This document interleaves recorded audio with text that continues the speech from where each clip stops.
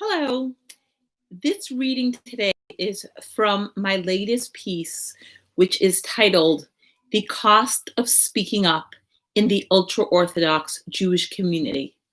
You can also find this written in Medium if you prefer to read it, but here I will be reading it for you so you can listen.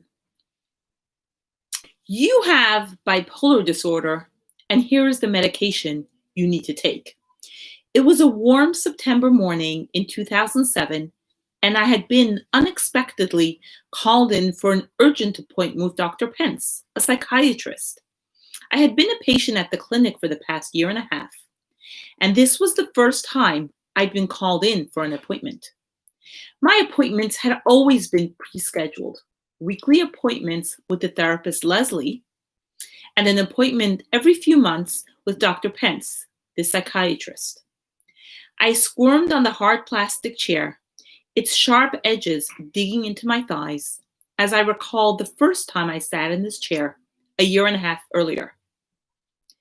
It was 2 years prior to this, 6 months before I had even heard of the clinic, and I had just moved to a new home with my husband and 8 children.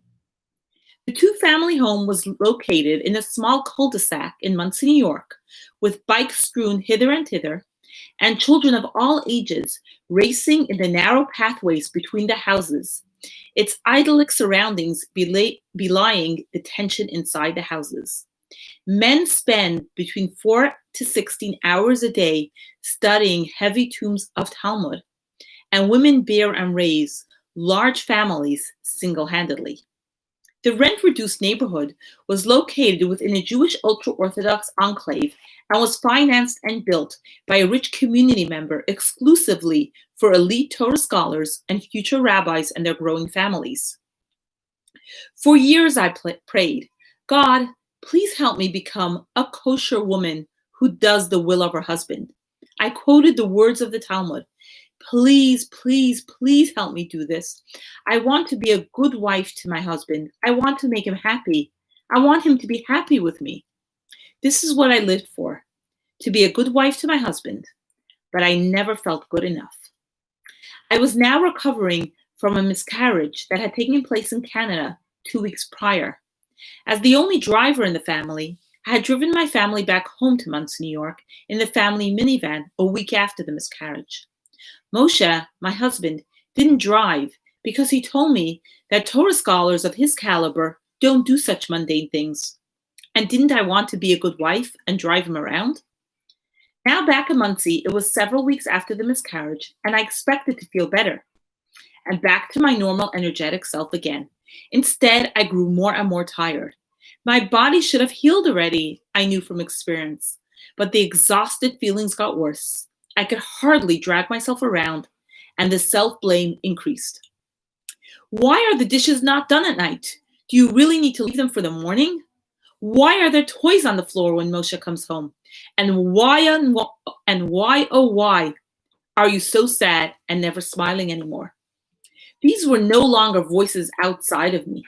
My own voice had joined the tumult, not giving me a break, relentlessly badgering me and talking of my worthlessness. It was a vicious cycle I couldn't stop.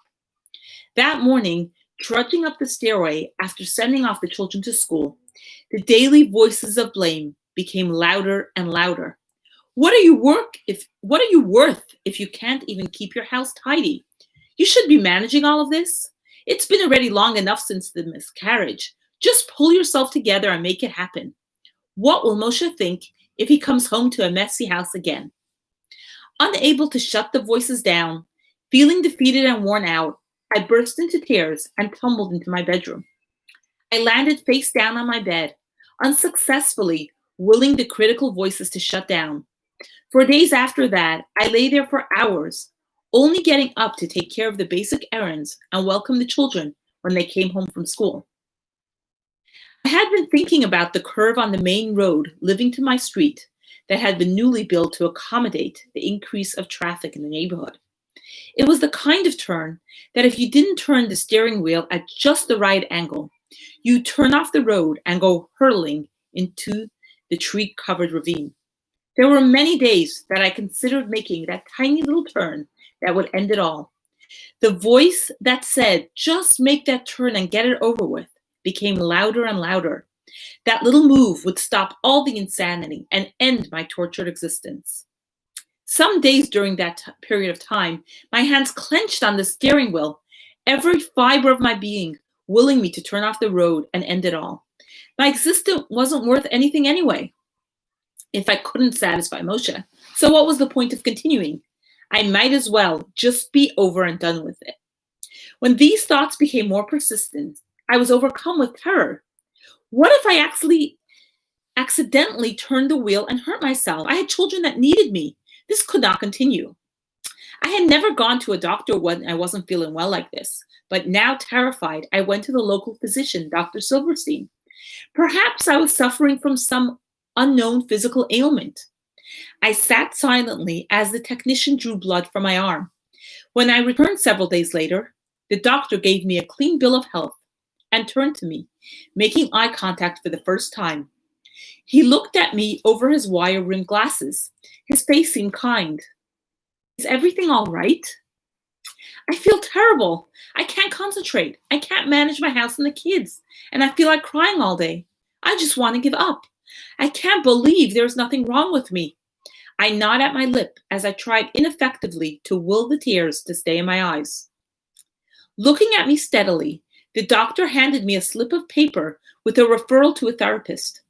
I have seen many patients experience tremendous benefits from counseling. Try it. I am sure you'll feel better. I left the office silently, clutching the referral tightly, close to my chest, feeling a slight glimmer of hope. Perhaps things could get better. Several days later, I was climbing up the rickety stairs to the community-funded free clinic located at the back of the warehouse, several blocks from my home. I had to see a therapist at the clinic, since Moshe insisted that I mustn't go to therapy, and we definitely could not afford to pay for a private therapist. His friend had told him that his wife went for therapy and it made everything worse. And besides, he said, you can't trust doctors. Still finding it hard to believe that I was going against Moshe's will, I trudged up that narrow, rickety flight of stairs as a drowning person, gasping for air, desperate to be saved. As per the clinic's policy, 2 weeks after seeing the therapist, Leslie, for the first time, I was seated in the hard plastic chair in Dr. Pence's office for the first appointment, a year and a half before he would diagnose me with bipolar disorder. Talk therapy does wonders in helping clients like you gain their voices and feel better. I could give you medication, but based on your symptoms, that is not the right treatment for you. Meet with your therapist weekly and we'll meet again in a month. At one of the first sessions with Leslie, the therapist, I retold an incident that had occurred earlier than the week. It was the day before Rosh Hashanah, the Jewish New Year, and I asked Moshe to give me money to purchase shoes for my 7-year-old daughter, Bracha. No, there's no money for that. A short mumble, and Moshe was out the door, headed for a day of studying. Later that day, I was surprised to hear him say, I want to buy you something special for the holiday. Here, let me give you money for a pair of shoes for myself. These were Moshe's first words when he came back home hours later, standing in the corner of the kitchen where I was finishing up with the cooking. But you know that I have many pairs of shoes. I don't need a pair. Bracha needs a pair. But now all the stores are closed and there is nothing I can do. I am so embarrassed to take her to shul with her old shoes. I continued rambling, muttering the words under my breath. And finally, I noticed that Moshe had left the kitchen, headed to his room to continue his study. I was used to being ignored. Moshe's Torah studies always came first. The therapist, Leslie, looked at me with serious eyes. What do you think this was about? Do you think there may have been an element of control involved here? Why do you think he did this? I sat dumbly in the chair. Maybe he didn't really have the money and got money all of a sudden. Maybe he didn't really understand what I was saying. Maybe it was my fault because I didn't ask nicely. Moshe had warned me that therapy would ruin our marriage, and I was determined not to allow anything to interfere with our marriage. I was a good wife and proud to feel that way. I had to maintain that he was innocent, and I was at fault. That was the balance we'd found. During the following sessions, Leslie began to ask me more probing questions. What do you do when you feel stress? How do you handle that? Do you ever sit and relax? I take care of my kids. I try to keep the house clean. And I cook for my family. What else should I do? There are all kinds of things people do when they feel stress. Some go to the gym, some practice yoga, while others paint and draw. Joining a gym felt revolutionary at first, but then I saw it as an option. Exercising regularly became a lifeline for me. The endorphins spreading through my body gave me newfound vitality and hope for a better future. It took months, but slowly I started gaining a voice and began speaking up. I no longer felt as helpless and drained. One example of finding my voice was when my parents invited me to visit with my family for the Hanukkah weekend at their vacation home in the Catskills. I now heard that small voice inside me that said, I don't want to go. I don't want to stay in a small house for a whole weekend with all of my siblings and their kids and sleep in one crowded bedroom with my kids. Over the days, I practiced making that phone call many times, where I would tell my parents that I had come to the party on Saturday night, but did not want to stay over for the weekend. When I finally did call, it went smoothly. We'll be coming to the party on Saturday night, but we'll be staying home for the weekend. The silence at the other end of the phone spoke of shock and bewilderment. My mother had never heard me express my preferences so clearly. The phone call ended quickly as I ran to Moshe. I did it! I told him we were not coming. I'm so excited that I finally stood up for myself.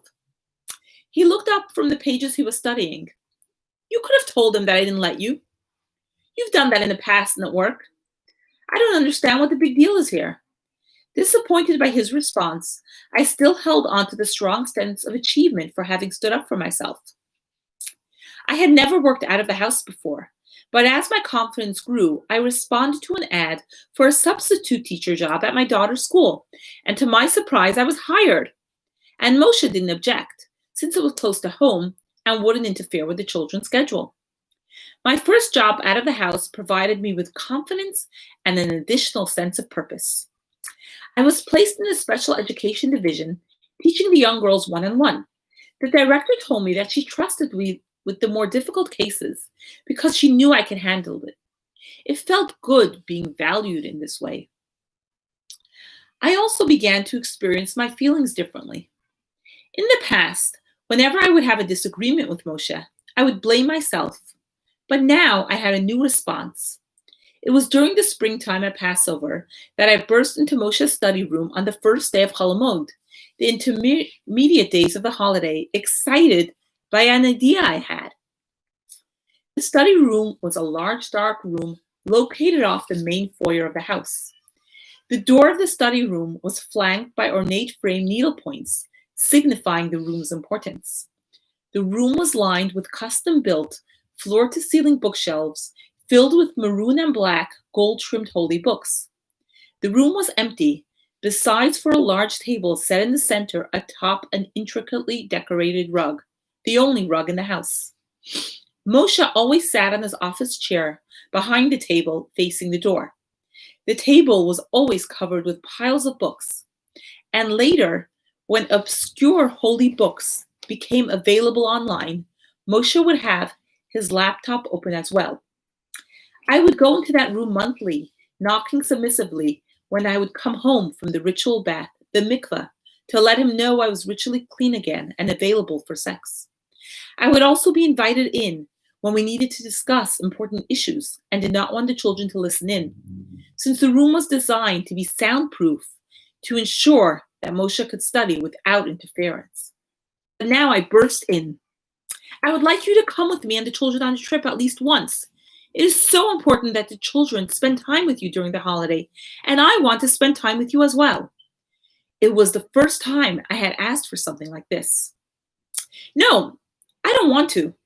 I don't do those kind of things, and I don't want to start now. Moshe's expression remained passive. His hands rested on his forehead as he continued poring over his books in his large book-lined study. I stood in front of his mahogany desk, pleading with him, "But please, it would mean so much to me and the kids if you would just come with us this one time." In the past, I didn't push him, but now I just had to ask for more. "No, and stop bothering me. I'm learning now." Now I no longer blamed myself, but instead felt a deep fury arise from within me. I had always excused his behaviors, considering him to be held to a different standard, as he was a Torah scholar and an upcoming rabbi. All those years of repressing my anger now transmuted into a loud roar deep inside of me. Something had been unleashed deep inside of me. I had unearthed a powerful voice that would not tolerate being treated badly anymore. "You can't just ignore me like that. You can't just sit in this room all day and not be part of the family. I'm done with this. It's not fair. I also have a right to ask for something." Unprecedented outburst. Moshe did not even look up from his books, his fingers curling ever so slightly in the palms of his hands that he had heard me speak. After my initial outburst, I became deadly silent as I contemplated my next steps. But first, I had to wait for the holiday to end. I spent the last 2 days of the holiday cooking and serving the many lavish meals while tending the children as usual. On the outside, things looked the same as always, but inside of me, everything had changed. I'd finally seen things for what they were. Go back to hiding them anymore.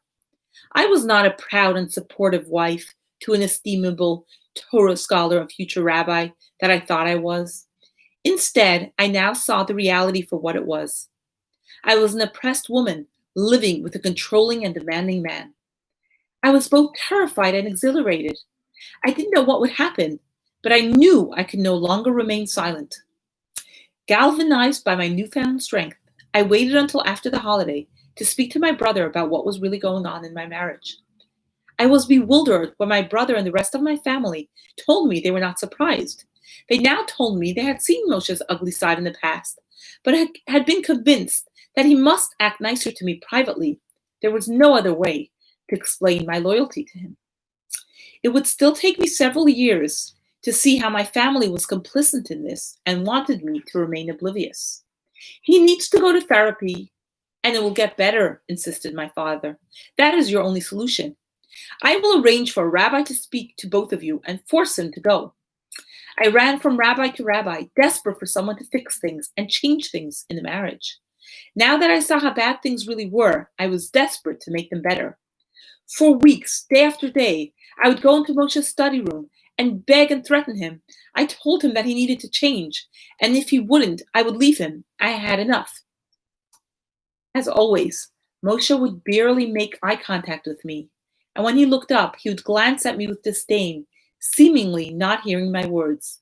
But my persistence paid off, and after several weeks, Moshe, scared of losing me, began seeing a therapist at the same clinic that I'd been using. After 3 sessions, however, Moshe refused to continue. He told me the therapist was not competent and he would not do this anymore. When I told the rabbi, he called Moshe and insisted he continue. After the therapist, a disciple of his, explained that Moshe likely had narcissistic personality disorder, which made it very difficult for him to empathize with others or accept help. When I heard the diagnosis, I looked up the prognosis in my college textbook, and my doubts and fears that things would never get better in my marriage haunted me. However, I would still not give up on my marriage for another several years. I entered the rabbi's home office late on a rainy Saturday evening with a mixture of trepidation and hope. He would help. Things would get better. They had to. I poured out my heart to the rabbi. I told him about everything I endured over the last 15 years. It was the first time I was speaking openly in this way. He never helps me with the children, and when I ask, he just ignores me. I've had to run errands all over town when my babies were a few days old because he refused to help. I can't do this single-handedly anymore. As the children have gotten older, he calls me names and laughs at me together with the children. And when I try to join the conversation at the holiday and Shabbat table, he insists that I stay quiet and not say a word. Continued. He insists that I beg him for sex each month and then ignores me and shames me when I do, telling me that I'm immodest and brazen. I took a deep breath as I continued. He doesn't give me money to buy clothing for the children and then complains I'm not dressing them well enough. I've asked him to get some work and bring in some income because money is so tight, but he refuses and tells me that I'm not respectful enough. I just can't do this anymore. After a few moments of quiet, the gentle-eyed, gray-bearded rabbi looked at me in the eye and prodded me. Is this all because you're interested in another man? Tell me the truth. Why are you even so angry at your husband? I know it's hard to get along with scholarly and smart men, but you have been with him for so long. He hadn't heard a word I said. He didn't understand how desperate I felt. He had to understand. He was a rabbi, and he would help me. I was sure of this. It was several weeks after Moshe began seeing the therapist and the rabbi began meeting with us that I was unexpectedly called to the psychiatrist's office and given the diagnosis of bipolar disorder and was told I needed medication. At first, I insisted I would not take the medication. I knew there was nothing wrong with me. For a year and a half, I had been seeing Dr. Pence regularly, and he had been satisfied with my progress, insisting that talk therapy was the best choice for me. I was feeling so much better. Why start taking medication now? Standing in the basement one afternoon a few weeks later, I saw 2 bags of garbage in the floor I'd put there the night before. Moshe was coming down the steps, and I turned to him. I asked you to take down the garbage last night, and you said you would. Please take it now. I'm taking care of the children that need some help. My voice was shrill as I pleaded with him. Would things ever change in this house? Would I ever be respected? He looked me up and down, his dark eyes barely moving and finally resting on the toes of his shoes. Did you start taking your medication yet? Why are you getting so upset over nothing? Stung by his comment, I didn't dare utter another word. Perhaps I was getting upset over nothing. Perhaps it really was my fault again. I shouldn't have asked him for any help. I should just do everything by myself. The doubts had returned. The awful, heavy feeling that I had in the past came back. Maybe it was my fault after all. Maybe I didn't have the right to ask for anything. Because I was seeing a therapist at the clinic, I was required to see the psychiatrist regularly. At each visit, he would pull out my file, peer at me closely, and say, "You know you really should be taking your medication." The last time I refused, he said to me, "You know that your husband's therapist and the rabbi also think you should be on medication. Your behavior is problematic, and you're so moody." Worn down, I finally agreed to take the medication. I had just learned to listen to my own voice. It was easy to shut it down. I had been attending college by that time.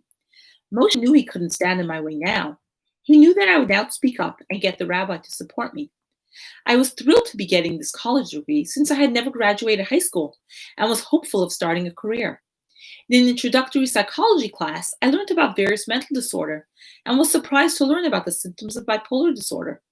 They included not sleeping several nights in a row or being hospitalized, none of which were behaviors that I was exhibiting. I told my therapist, and she told me to listen to Dr. Pence. "You have a mild case of bipolar disorder, and it's important you continue taking your medication." What a confusing and tumultuous time. On the one hand, I was now working out of the house at a local nonprofit organization, overseeing several programs, and going to college. I also started getting very anxious, something new for me. I had a hard time falling asleep and could not get myself to go to the mikveh and resume sexual relations with my husband.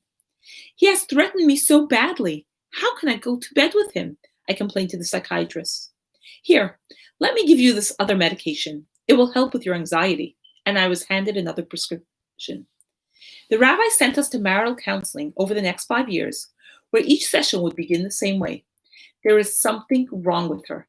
If she would just behave and go back to the way she was, things would be fine. I don't know why we need to do this. Invariably, the therapist would tell Moshe that he too needed to take some responsibility for our relationship. And after some cajoling, Moshe would make a small gesture, such as buying me flowers or a small piece of jewelry for the holidays. His efforts, however, were too little and too late, as I had enough by then, and those gestures could not make up for the incredible frustration and anger I felt that no real change had occurred. After our last bout of therapy ended unsuccessfully, I pleaded with Moshe for a divorce, or at least a separation, and he told me, "You can leave, but you'll never see any of the children if you do." I thought these were empty threats until I realized that Moshe had begun turning the older children against me one after another. I received a call from my then 18-year-old son who was studying in Israel, admonishing me for my behavior, and the rabbi told my married daughter had come to him complaining that I was not being a good wife. Desperate to leave, but terrified of losing my children, I carefully planned my exit, sneaking secretly out of the house in the dark of night with my 4 youngest children with the help of a friend. It was a week later, and I was standing in the courtroom listening to my husband's lawyer. Her father drove all the way from Canada because he's concerned about her mental health. The children must be returned to the father at once.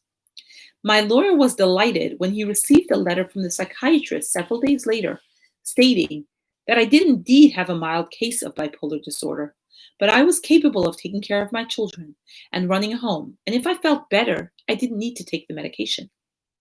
The therapist wrote a letter to the court stating that I was experiencing situational depression due to the difficulties in my marriage and was fully capable of caring for the children. I was relieved when the judge accepted these testimonies, and I was awarded both an order of protection and temporary custody of the children as the court began their prolonged deliberation process. Several weeks later, having run out of money from my lawyer and pressured by my parents to leave the secular family court system, I was seated in front of 3 ultra-Orthodox rabbis appointed to deal with my case. They immediately insisted that I see a psychiatrist of their choosing. "He's my friend, you see," proclaimed the rabbi. "He'll know what's wrong with you, and then we'll know what to do." "It's a setup," proclaimed my lawyer. "Don't go. They're setting you up," Dr. Pence intoned when I asked him to speak to the rabbi psychiatrist. "Record the session," my friend who helped me leave my house with the children said. "I don't trust them." Despite the warnings, I went to the psychiatrist recommended by the rabbis. I felt I had no choice. I entered the psychiatrist's office and, confused about which door to enter, was greeted by an angry male voice. "Why did you come through this door? Didn't you see the other door?" This greeting set the tone for the rest of the session as I tried unsuccessfully to yield off an onslaught of manipulative and invasive questions, most of which I can barely remember, as I spent all my energy fending off the attack. Shaking, I left the office hurriedly and refused to see him again, even though the rabbis insisted that I go. My friend, a clinical social worker, told me recently that she had received a call from the psychiatrist during that time who insisted that she agreed with him that I was psychotic and needed to be on strong medication. She claimed that I was completely normal, and he angrily hung up and never called her again. The rabbis also ordered a comprehensive psychological evaluation of my husband, my 10 children, and me. When I finally obtained a copy of it several months later, the recommendations included a requirement for me to be on medication to get custody of my children. Not wanting to go back to the rabbi psychiatrist, I went back to Dr. Pence. "Please put me back on the medication. I'm so afraid of losing custody of my children. I need to do this." The doctor obliged and handed me a prescription. 2 weeks later, preparing for Purim, I found myself yelling at the kids and stressing over the holiday packages in a way that had not happened in a long time. The next visit with the doctor, I asked, "Could it be a side effect of the medication?" "It's possible. Stop taking it, but keep on refilling the prescription so that the rabbi will think you're taking it. It's the only way to avoid taking the antipsychotic medications that the other doctor is known to prescribe to women like you, women that speak up." My efforts were of no avail. I tried so hard to work with the rabbis and listen to their demands, but it did not make a difference. The rabbis concluded that I was incapable of taking care of the children and awarded custody to my husband, writing up an extensive report detailing my shortcomings and problems. I was devastated and felt betrayed. Despite my initial misgivings, I had trusted them to be fair, and they betrayed my trust so badly. I was relieved and felt vindicated when the decision was reversed in family court 6 months later, and I received full custody of the 4 younger children and a divorce settlement.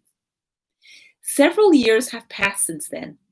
I attended and graduated from an MBA program and moved to New York City for a well-paying job with my younger children. I started seeing a new therapist, and despite her assertions I had no sign of any mental disorder, I still had my niggling doubts. For years, I had believed that I had a problem, and it was hard to shake off that identity. If I would get very excited about something, I would stop and ask myself, am I being manic? Is this okay? My mood seems very high. And when overwhelming sadness would engulf me, as it sometimes would, especially when I would grieve over the loss of my older children who were not in my life, I was terrified that I was having a depressive episode. Perhaps they were right. Perhaps I really had a disorder. It took years, but I'm finally able to see myself as a normal human being with a full array of emotions: sadness, happiness, anger, excitement. They are not a sign of a disorder. They are a normal part of life. And now, as I build up a new life with my younger children, in a home where all feelings and voices are accepted, I delight in using my voice, to express myself and inspire others. It is safe to use my voice.